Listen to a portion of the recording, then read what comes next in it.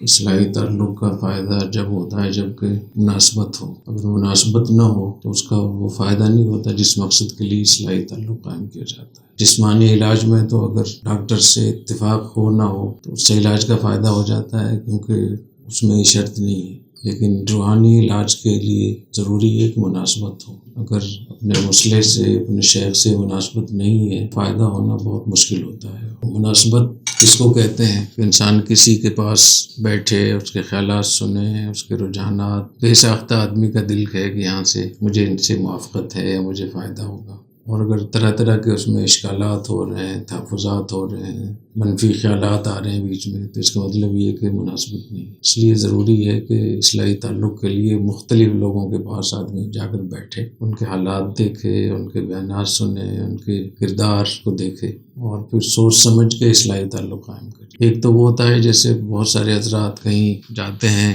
کسی یونیورسٹی میں، کسی بڑے مجمع میں، سب کو وہاں بیعت کر لیا. وہ تو ایک توبہ کرانے والی بات ہوتی ہے کہ کسی کے ہاتھ پہ آپ توبہ کر لیں. لیکن باقاعدہ کسی کو اپنا مصلح بنائیں اور اس کو آپ اپنے حالات بتائیں، تجویز کردہ علاج ہے پہ عمل کریں، تو اس کے لیے ضروری ہے کہ مصلح سے مناسبت ہو.